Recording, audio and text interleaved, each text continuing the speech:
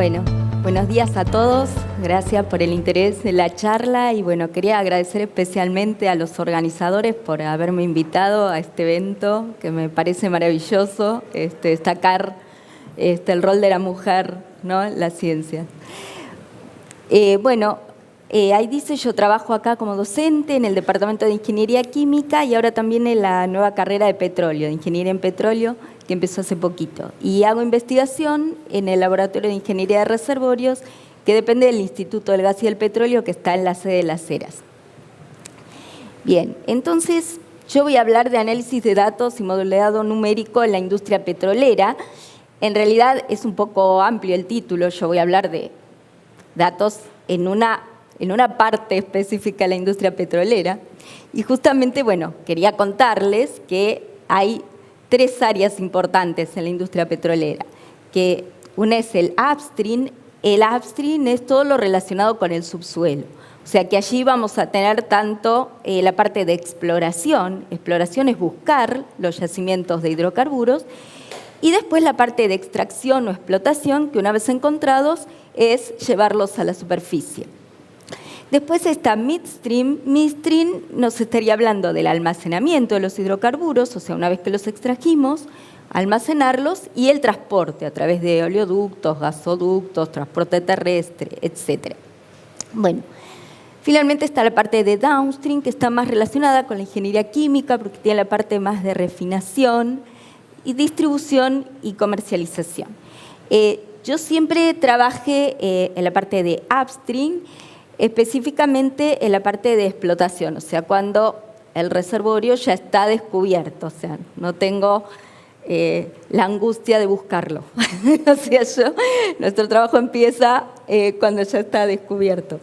Y les quería contar, bueno, yo originalmente estudié matemática y después hice mi tesis de doctorado en la parte de simulación numérica de reservorios. Me interesaban siempre las aplicaciones, así que bueno, ya me enamoré del tema y me quedé trabajando en eso. Entonces quería contarles un poquito los tipos de yacimientos, ¿no? O sea, ¿dónde están los hidrocarburos? Entonces, en general, los hidrocarburos, la teoría ya aceptada es que tienen un origen orgánico. Se supone que los ríos, también los vientos han acarreado restos fósiles, microorganismos que se fueron depositando, ya sea en general en aguas tranquilas, fondos de lagos, de mares, plataformas continentales. Bueno, esos sedimentos se fueron enterrando durante millones de años y por efecto de presión, temperatura, bacterias, los hidrocarburos, los fósiles orgánicos se convierten en hidrocarburos. Entonces, la roca que tiene alto contenido orgánica se lo llama la roca madre o roca generadora. Esta roca en general es la que en donde se forman los hidrocarburos, pero es una roca muy compacta, tiene muy poca permeabilidad. Entonces, en general, expulsa estos hidrocarburos que buscan un lugar más amigable donde acumularse. En general, buscan rocas que tienen dos propiedades importantes. La porosidad, o sea, lugares vacíos donde se puede acumular el hidrocarburo, y la permeabilidad, que es la capacidad de moverlos. Como para que se forme el reservorio, tengo que tener una roca sello para que impida que sigan migrando. Por eso siempre hablamos de trampas de hidrocarburos, queda atrapado en estos reservorios. Esto que yo hablé es lo que se llama el reservorio convencional.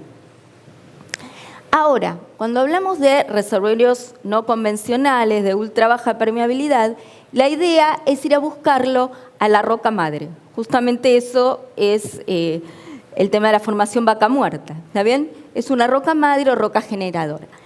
Fíjense acá, tradicionalmente está puesto un pozo, este es un pozo vertical, y en general en la roca madre lo que resulta más adecuado y más eficiente es usar lo que llaman pozos horizontales, o sea, llegamos a la formación y después el pozo es horizontal o direccionado para abarcar más zona y poder mejorar la producción.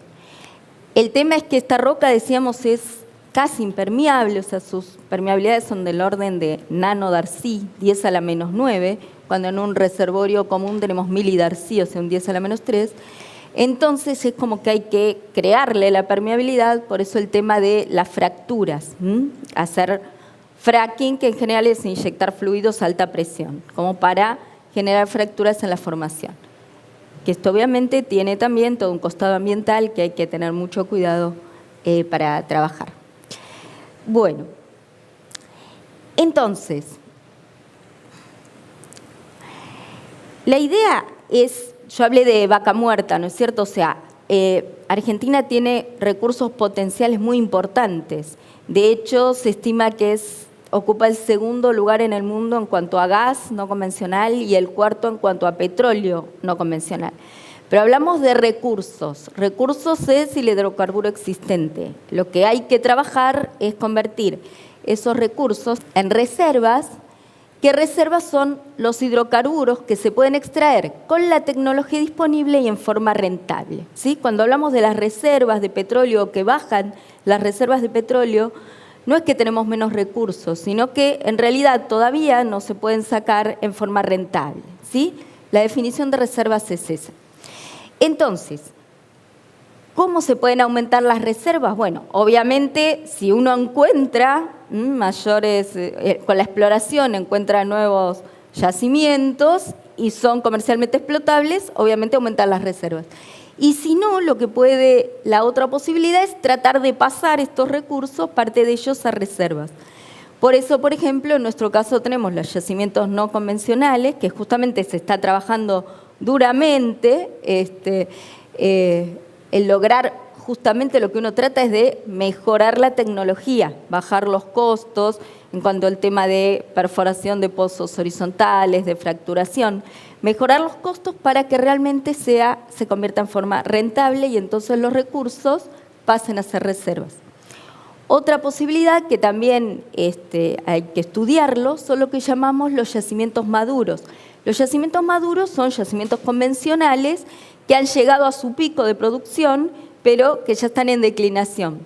Entonces la idea es buscar algún método alternativo, en general estos se llaman métodos de recuperación asistida o de recuperación mejorada, para tratar de extraer lo que ha quedado atrapado todavía, ¿sí? Se supone que puede ser hasta el 50 o 60% que todavía está en la roca reservorio. Bien, entonces, digamos, cuando uno tiene que gerenciar un yacimiento, su objetivo es optimizar. Lo que uno puede diseñar es la forma de explotación, ¿no? Entonces uno tiene que optimizar ese proyecto, de nuevo, para que la explotación sea técnica y financieramente rentable. Y para eso es fundamental tener un modelo de yacimiento.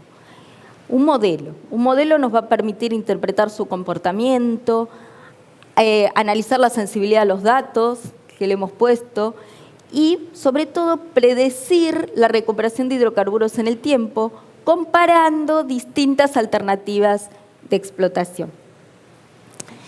Entonces, cuando hablamos del modelo de yacimiento, podemos distinguir lo que es el modelo estático, el modelo estático y el modelo dinámico. El modelo estático se refiere a las propiedades que no varían con el tiempo. O sea que en general es el modelo geológico y las propiedades de la roca y los fluidos. ¿Está bien? Eso es lo que llamamos a grandes rasgos el modelo estático. El modelo dinámico, en cambio, es el que trata de reproducir cómo se mueven los fluidos en ese medio poroso. Y en general está regido por ecuaciones en derivadas parciales, el movimiento de fluidos en un medio poroso, y son en general ecuaciones difíciles de resolver, altamente no lineales, con lo cual hay que recurrir a métodos numéricos de resolución. Por eso en general se habla de simulación numérica, porque la resolución es numérica. Entonces, en este modelo estático, cuando construimos el modelo estático, está la parte de los datos importantes del reservorio que tenemos que analizar. Por un lado está el modelo geológico, que es realmente trabajo fundamentalmente de los geólogos y de los geofísicos. lo que tratan ellos es de interpretar la complejidad estructural del yacimiento. Digamos, su profundidad, el tope de la estructura, la orientación de las capas geológicas, si hay fallas, si hay deformaciones. Por eso habla de la complejidad estructural del yacimiento. Y otra cosa muy importante es las relaciones entre las capas, que se pueden ver en los distintos pozos. Por ejemplo, la continuidad lateral y vertical que tengan las capas. También otra cosa muy importante es caracterizar las fracturas. Por ejemplo, en el caso de no convencionales es fundamental caracterizarlas en cuanto a su apertura, espaciamiento, longitud, densidad, etc. Todo eso, los datos importantes que nos van a ayudar a hacer este análisis son la información sísmica. Acá como ejemplo, nada más que para resolver, puse un corte sísmico, y datos que se hacen en los pozos. Estos son perfilajes en los pozos. Cuando uno perfora un pozo, hace un perfilaje, que puede ser un perfilaje eléctrico, puede ser de resonancia magnética nuclear. Por ejemplo, los perfilajes eléctricos se miden resistividades, y a partir de esas resistividades uno puede estimar propiedades, como porosidad, tipos de roca, volumen de agua inicial presente en el reservorio, tipo de fluido, si es petróleo, si es gas, etc. Y los datos, digamos, por ahí si hay distintos perfilajes, se tienen que integrar y interpretar juntos, ¿no? Para poder ver, que es un poquito lo que miramos acá, que estos son diferentes perfiles. Bueno, allí armaríamos el modelo geológico. El modelo petrofísico son las propiedades de la roca. Las propiedades de la roca, ya nombré las dos importantes, que son porosidad y permeabilidad, y hay otras propiedades que son de interacción roca-fluido, como permeabilidades relativas, presiones capilares, parámetros de dispersión y absorción, etc. Y en general, para el modelo petrofísico hay dos datos fundamentales. Uno es los registros de pozos, los que vimos antes, que nos permiten inferir porosidad, incluso permeabilidad de resonancia magnética nuclear, y fundamentalmente las mediciones del laboratorio. Porque cuando uno perfora el pozo, al llegar a la formación productiva, no siempre, pero muchas veces se saca muestra de la zona productiva, y de esa muestra se sacan testigos a los que se hacen análisis en el laboratorio. Y ahí se mide permeabilidad, porosidad, etc. Bien, acá el tema es que hay mediciones en distintas escalas, ¿no? Por ejemplo, esta medición que yo digo en laboratorio, uno sacó una muestra en el pozo, o sea que esa muestra, los datos que nos van a dar son representativos ahí en las inmediaciones del pozo. Sería como una medición en una escala pequeña, micro, ahí al lado del pozo. Otros análisis son macro, por ejemplo, eso que yo menciono ya, análisis de ensayos de presión en pozo. O sea, uno perforó el pozo y lo que hace es cambiar su caudal de producción, medir la presión que obtiene y allí, ajustando esa presión, estima, por ejemplo, la permeabilidad en toda el área de fluencia del pozo, que pueden ser 200 metros a la redonda. O sea, voy a tener un valor de permeabilidad en una zona macro, ¿está bien? Pero todos esos datos son importantes y todos esos datos hay que integrarlos, tanto los que vienen de testigos, los que vienen de ensayos del pozo, de perfilajes, etc. Y escalarlos de alguna manera. Bueno, acá, por ejemplo, les pongo como una grilla de entrada del simulador. Estas grillas, hay modelos geológicos, software geológicos que nos arman las grillas. Es un poco como para que vean un ejemplo, ¿no? Acá estaría como la estructura del reservorio, ¿sí? Su forma, su modelo geométrico geológico. Está dividido en grillas, 100 bloquecitos, y en esos bloquecitos está, por ejemplo, acá representada la porosidad. ¿Ven? La porosidad va del 21% de los valores más grandes al 0,3%, ¿no? Bueno, acá es lo mismo, está mirado porque en general los software pueden girar, es otra vista. Esta es permeabilidad en la dirección X. Lo que vemos acá, estas liñitas que vemos acá, están representando los pozos. No está muy claro, pero ahí es donde estarían ubicados los pozos en la grilla, ¿no? Y en realidad lo que les quería contar es que uno, si bien tiene datos, bastantes datos de mediciones, todas esas mediciones se hacen en los pozos, porque el único lugar donde uno llegó a los 4.000, 5.000 metros de profundidad es en el pozo. En todas las zonas intermedias, obviamente no tenemos datos. Sin embargo, nosotros tenemos que alimentar toda esta grilla. Ahí tengo que inferir los datos.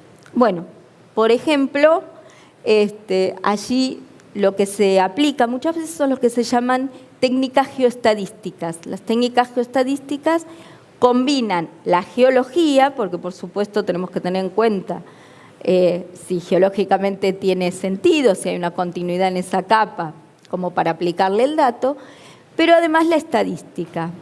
Los datos fundamentales que usan es la distribución de probabilidades de la propiedad, por ejemplo, si es porosidad, en general se estima que es normal, tiene una distribución normal, y lo que llamamos la autocorrelación espacial, o sea, lo que nos dice si una propiedad que está medida aquí tiene relación con otra medida, 3 metros más allá, o si directamente son independientes. Bueno, con esos datos y armando una función objetivo, uno trata de completar esa grilla, que por supuesto no va a ser el reservorio exactamente, sino que va a ser una distribución de propiedades que se comporta como el reservorio. Eso es lo único que uno puede lograr, porque obviamente es un problema que tiene infinitas soluciones, ¿sí? Entonces buscamos la solución más precisa. Bueno, técnicas geoestadísticas hay deterministas como el Kriging y otras que tratan de ponerle, y que son las que se usan con más éxito, alguna componente aleatoria. O sea, para tratar de representar en forma más exacta el tema de la heterogeneidad, que tiene una componente aleatoria. Bueno, por último tendríamos los modelos de fluidos. Acá directamente son las propiedades de los fluidos del reservorio. Lo que se hace es extraer muestras de los fluidos, también obviamente del pozo perforado, y se miden en el laboratorio las propiedades, densidades, viscosidades, compresibilidades, comportamiento de fase. Eso, por ejemplo, sirve muchísimo en comportamiento de fase, es cómo se particionan las componentes entre fases. Por ejemplo, uno dice, bueno, en un reservorio en principio yo tendría 3 fases que se mueven, el gas, el petróleo y el agua, pero los hidrocarburos pueden estar formados por distintas componentes. Entonces, bueno, esas componentes, cómo viajan, cómo se transfieren de un fluido al otro. Eso sería el comportamiento de fase. Los parámetros PVT es justamente una simplificación que se hace de ese comportamiento de fase. Acá los datos son mediciones de laboratorio. Eso es lo mejor, tener mediciones. Si no las hay, se puede recurrir a lo que se llaman correlaciones estadísticas, que son valores, digamos, curvas que representan estos parámetros, y a partir de un dato que uno siempre tiene medido en campo, que es la densidad específica del petróleo, la gravedad específica del gas, etc.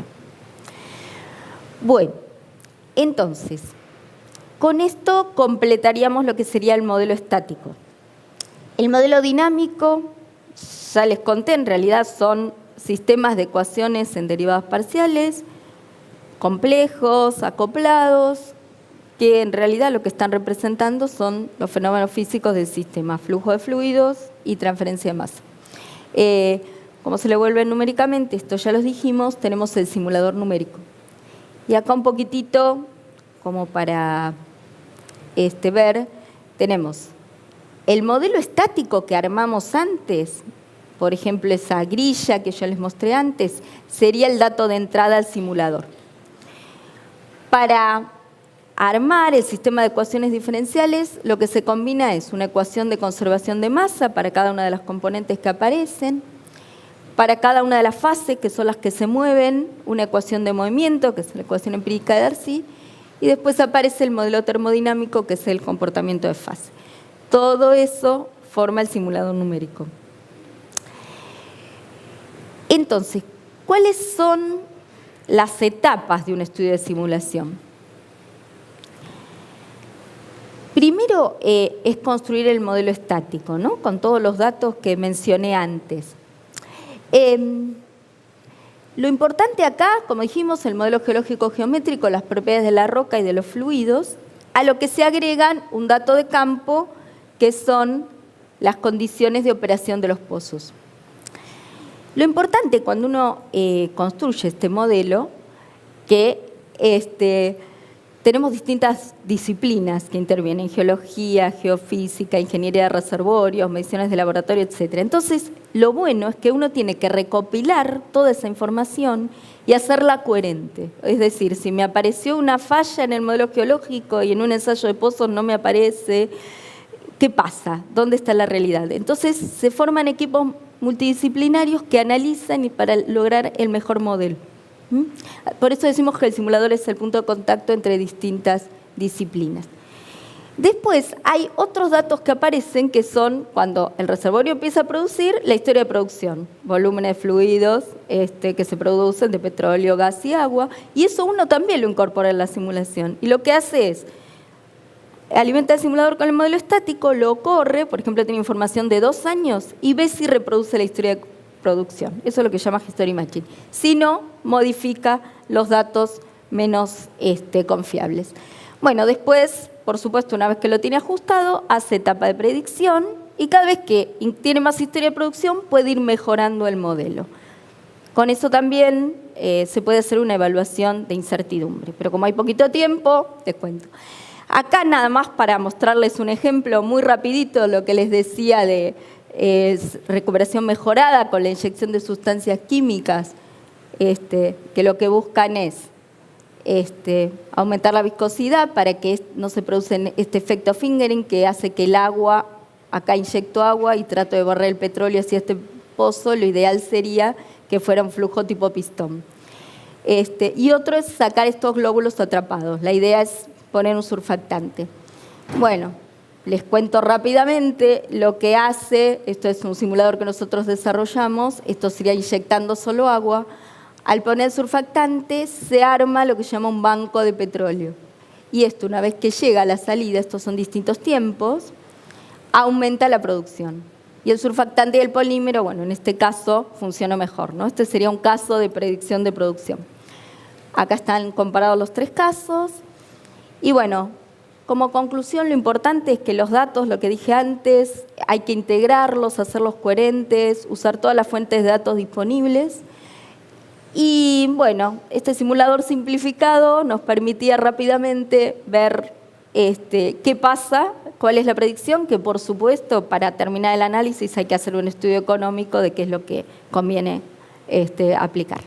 Bueno, discúlpenme que terminamos rapidito, pero muchísimas gracias por su atención.